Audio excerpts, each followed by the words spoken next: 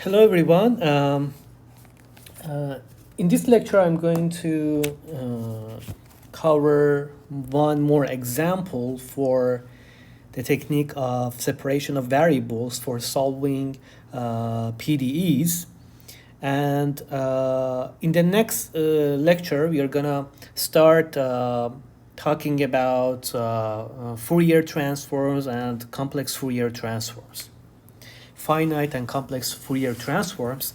So let's get started with the last example of separation of variable technique. And in this example, I want to solve a wave equation. So last time, if you remember, we solved a 1D transient heat equation, and now I want to solve a wave equation using separation of variable technique. So the example states that solve the following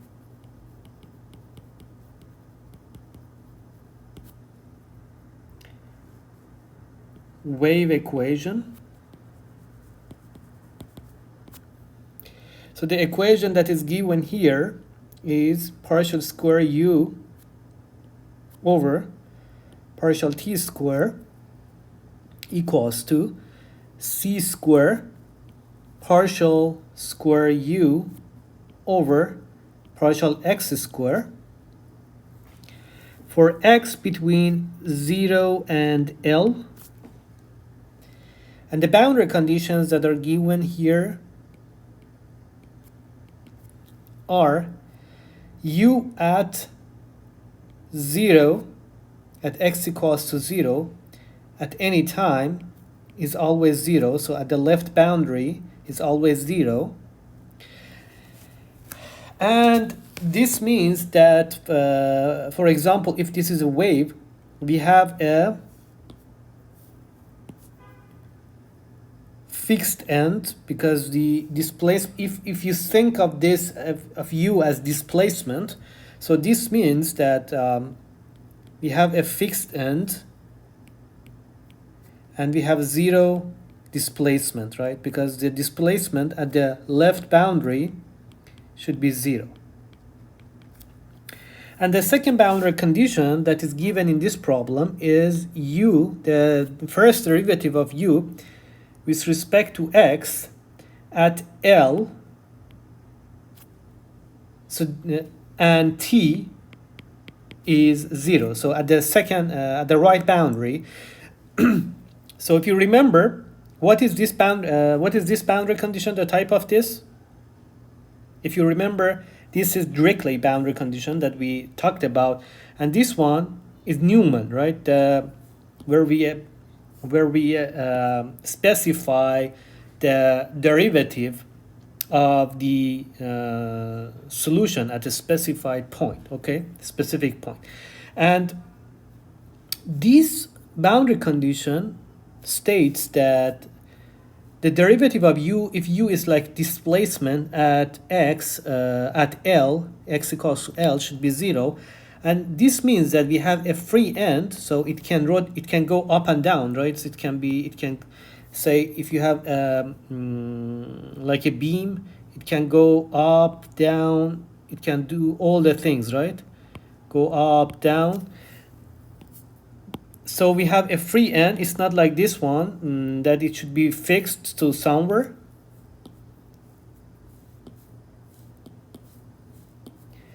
So we have a free end at the right at x equals to L, but the thing is we have a 0 strain and stress boundary condition, right? Because your stress, if this is strain, if your displacement is 0, is gonna be 0. So this is what we call like strain or stress for people who are familiar with mechanics. Okay, so this is the boundary condition, and we also need initial condition for this problem. So the initial condition of this problem is u at x and 0 is a function of 0 which we call u not x at t equals to 0, and then we need another boundary condition, initial condition. So d partial u or partial over partial t at x and t equals to 0 is function which we call as given function of what we call u1x. Okay, so this is a problem statement, and we want to solve this PDE given these boundary conditions and initial conditions. Okay, and this is, as you remember, this is the equation for wave, a wave equation. And you know the characteristics, how does this look like. And now we want to solve this with the help of a separation of variable technique. Before I go further, I just want to give you a physical intuition of how does this problem look like. Actually, if you want to know the basic physics and gain some insights. So I can just plot these boundary conditions and just show you what do they mean. So say again, if you have similar to the previous part which I showed for a heat equation, say now we have a beam. So let me just draw it, a beam.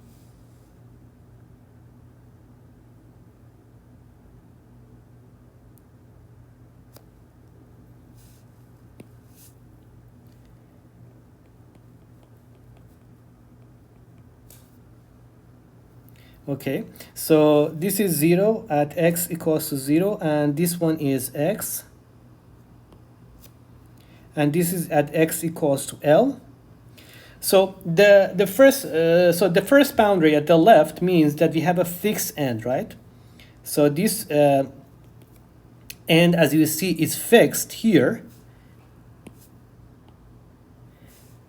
And on the right boundary, based on this equation, which is about the imposed boundary condition, we have a free end.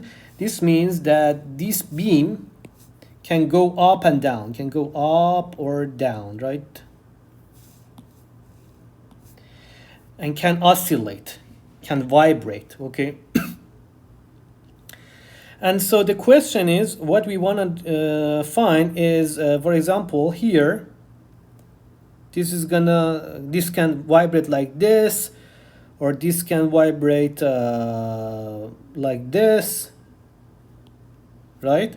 So these are different modes of vibrations for this beam, right? So this can go up like this or can go down.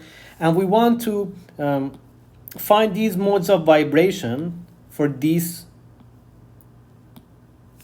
problem, right? So for this beam, for example. And the governing equation here is this wave equation. And so these are the boundary conditions which are similar to this. And the only thing here is we have the initial condition. So we know the initial condition, u at time 0. What is that? We know that displacement, for example, the initial displacement could be something like this. And this is like u0x. And also we know the derivative of that too. So we know the derivative of the initial displacement for the at time equals to 0. That how it's gonna go propagate in time. Okay, so we had this is kind of the problem statement. I gave you the formula that we want to solve the PDE, and also gave you some physical intuition that how does this problem look like. And what we want to do next is to solve these PDE given these boundary conditions, initial conditions, with the help of separation of variable technique. Okay. So let's get started, and I'm gonna write answer for this example. So the first thing I'm going to do in the separation of variables, I'm going to propose a solution and separate the variables. So I separate x and t, which is space and time variables here. So separate variables. So let ux and t be, so we propose this solution, a function of x, capital X, multiplied by t, capital T, which is a function of time, right? So we separate these two variables. And then we let this up to be this function, and then I'm gonna calculate and substitute this into the original PD that I have here. Okay, so I need to calculate the terms. So the first term is partial u over partial t. Let's calculate what it is. It's gonna be x is not a function of time, so I'll just write it. It's like it acts like a constant here, times t dot, and the second derivative of u with respect to time is simply x t double prime, right? Because x again is a constant here. Similarly, I do it for x and take the derivative with respect to x. So partial u over partial x is going to be x dot times t. Again, t acts like a constant here because it's not a function of x. And then the partial square u over partial x square is x double dot times t. Okay. So if u is this, these are going to be the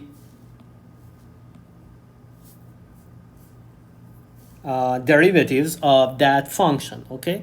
So now we substitute this into the wave equation that we had. So the wave equation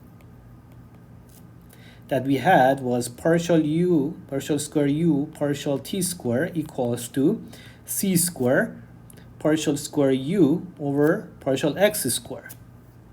Okay, so I just write these down. I have this and this, and this is gonna give me this equation, x t double prime equals to c square x double prime t, right? If you just substitute this,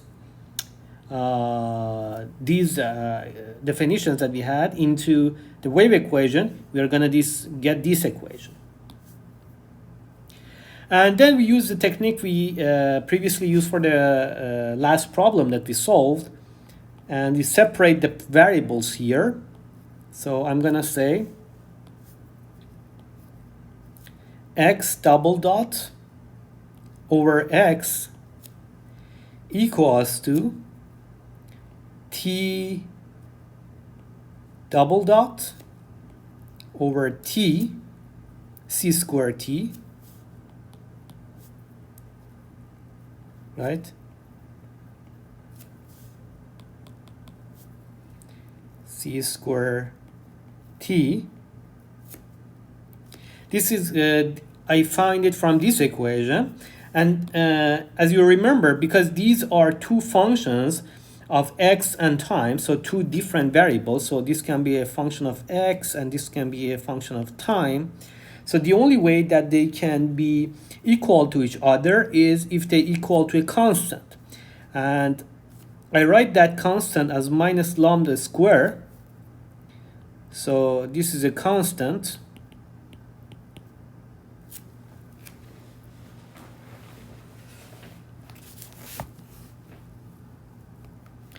and so I can I will get two sets of equation. The first set of equation is gonna give me x double dot plus lambda square x equals to 0. And the second set is gonna be t double dot plus c square lambda square t is gonna be 0. So now I have two sets of equations that I need to solve them separately. Okay. So I'm gonna start with x. So let's get started with x. So the first equation is x double dot plus lambda square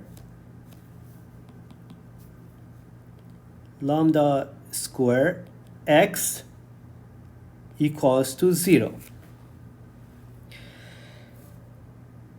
So as you see,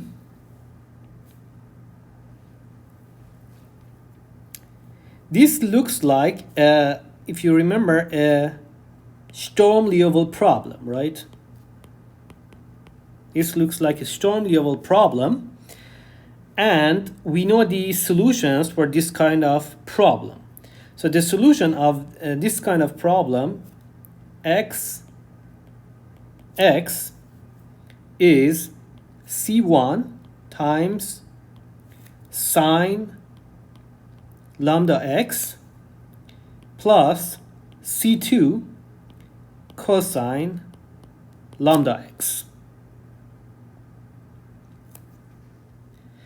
This is a solution from Sturm-Liouville problem that we talked before. And so in order to find this C1 and C2, I'm going to apply the boundary conditions for this problem. Okay, so we are going to apply, and this is a general thing, so you always apply boundary conditions for x, for the equation of x, and you apply initial conditions for t, right? Because initial condition is related to time, and the boundary condition is related to space or x. Okay, so I'm going to apply boundary conditions for x in order to find C1 and C2. So the first boundary condition is u at, let's see it here, u at 0 and t equals to 0. So u at 0 and t equals to 0. So this means that x at 0 should be 0. And the second boundary condition is what? Partial u with respect to x at L and t equals to 0. And this means that x dot at L should be 0.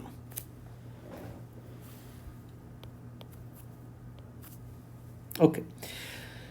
So let's do it for the first one. So these are the boundary conditions of the problem. And here I try to solve the first equation. Okay, so the boundary condition, now I want to apply that. So x at 0 is 0. So this means that C1 times sine lambda x, which is sine 0, plus C2 cosine 0 is 0, right? So this one is already 0, sine of 0 is 0, and this is 1. So this gives me C2 is 0. This is the first result. The second boundary condition, let's see what this gives us. So x dot at L should be 0. And thus, let's take the derivative of x.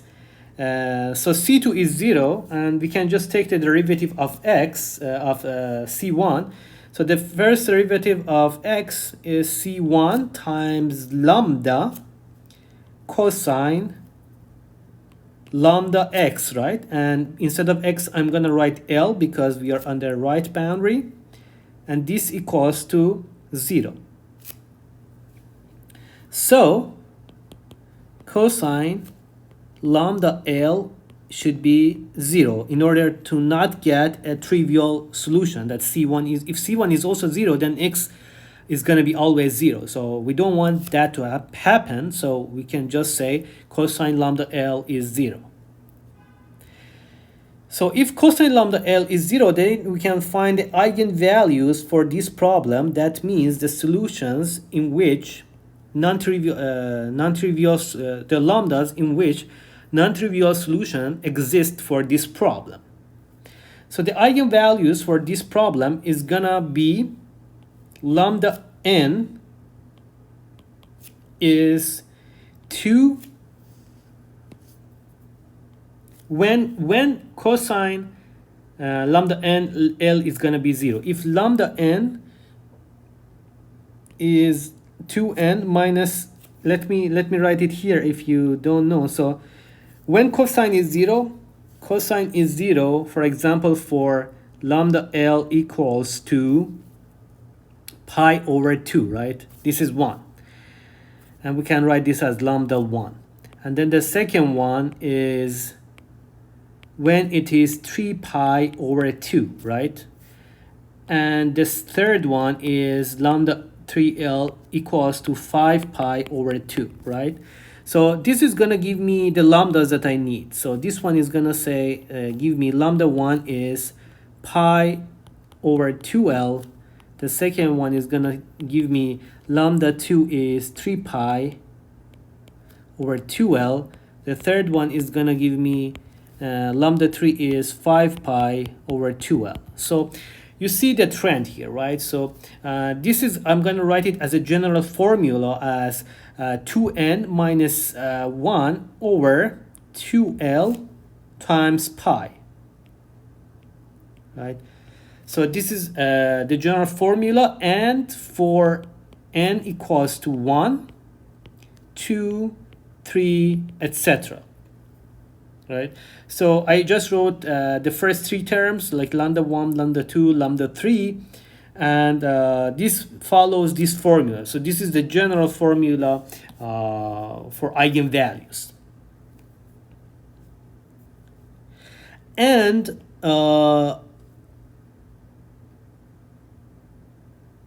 the corresponding eigenfunctions of this problem are xx, or let me write it down as xnx is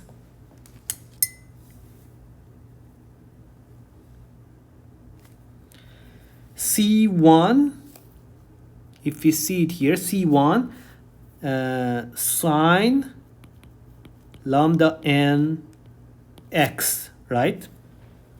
So these are the corresponding eigenfunctions for this problem.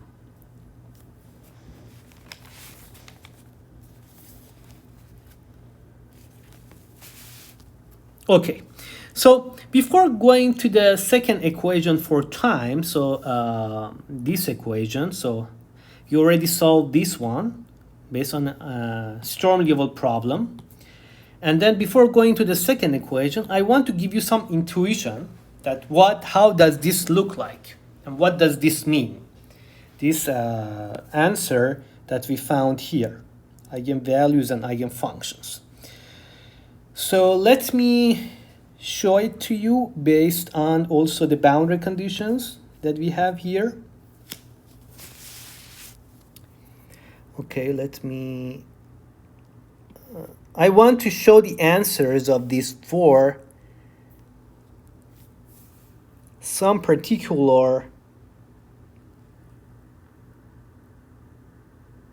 n. So you understand what do these eigenfunctions mean and how do they look like. Okay, so let's say Let me decrease this a little bit and also change the color.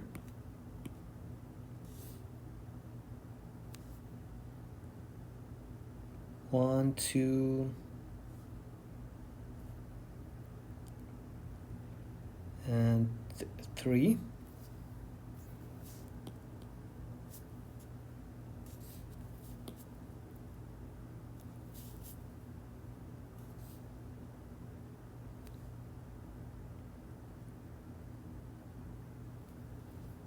Okay. Okay, so I want to show the solution here for n equals to 1.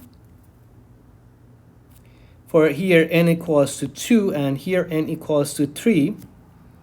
So let's get started with n equals to 1. So for n equals to 1, lambda 1 is, you can calculate it from here, pi over 2l, and x1, the eigenfunction of that is sine pi x over 2l. Okay, so if this is 0 and this is L and this is x, this coordinate is x, I want to plot this. So let's plot the first one. So the first one is gonna give me something like this.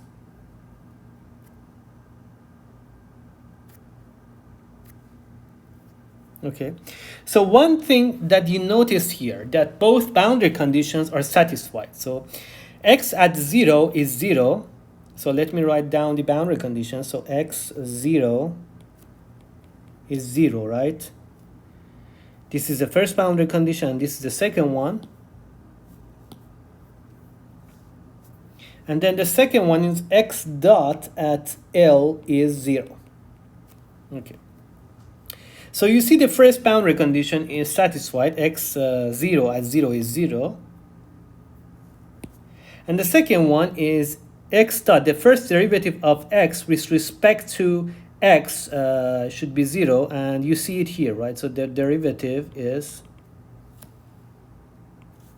0. So dx over x, capital X over small x, which is also partial u over partial x, is 0 here. Right, so this is the first eigenfunction and the first solution of this problem. So let's go to the second one. So the second one says n equals to 2. So lambda 2 is gonna be 3 pi over 2l, and x2 is gonna be sine 3 pi x over 2l. So let's see how does this look like. So this one looks like something like this.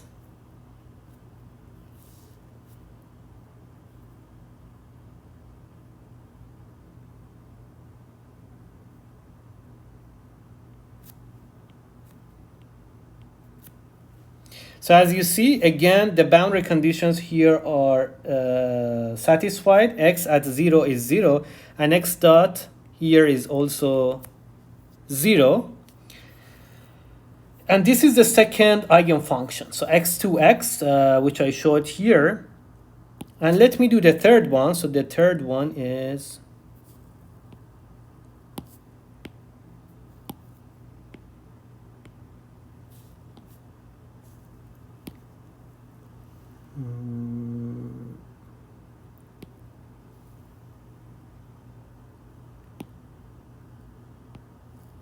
okay, I don't know why this is not cleaning that. Okay, so let me just do it a little bit down.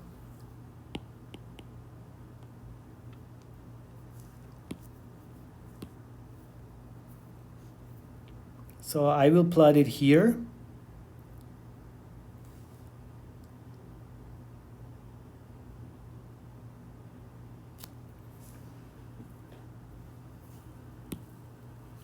And let me increase this.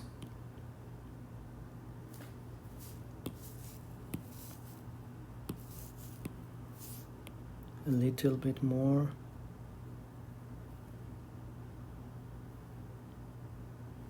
Or I can just do it here, like this is easier.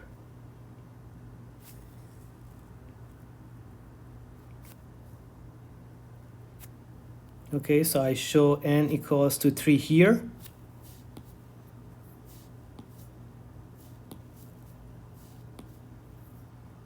So n equals to 3. Then lambda 3 is gonna be 5 pi over 2l. And x3 is gonna be sine 5 pi x over 2l. Okay, so let's draw this one. So this one, if we draw, we get something like this. So we are gonna do this.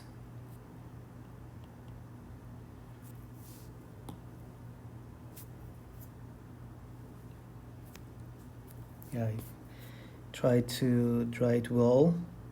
Yeah, something like this.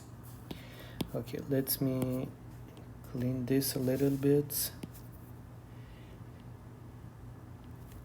Okay, so you see now also both boundary conditions are satisfied here.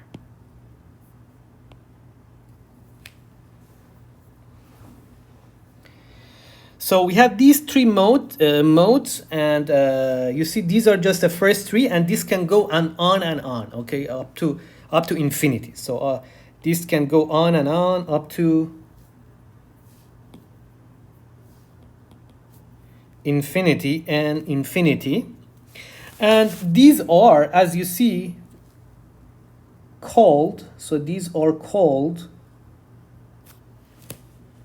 modes of vibration. So these are modes of vibration. So when your beam vibrates, these are the functions that vibrate. So for example, if we say mode 1 of vibration, this means the first mode is this one, right? And then if you say the second mode, this is going to be the second mode.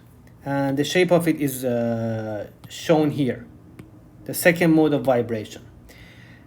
And finally, if this is third mode, this is going to look, this is the third mode, right?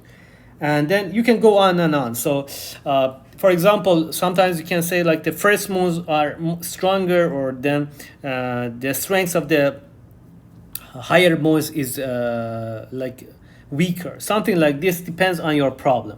So these are actually what we call the modes of vibration. Okay, and this is how your, for example, beam displaces. And this was just to give you intuition that how do these solutions look like, the eigenfunctions and eigenvalues. And these are actually different solutions of this wave equation that we have, this wave equation. And the final solution is going to be the sum of all these eigenfunctions that we found, okay?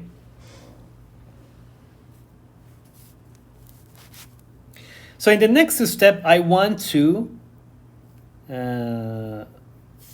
solve this equation for time. So we already solved the equation for space, which was a Stoney-Level problem. And now I want to go to solve the second equation for time to find the time dependence of these solutions.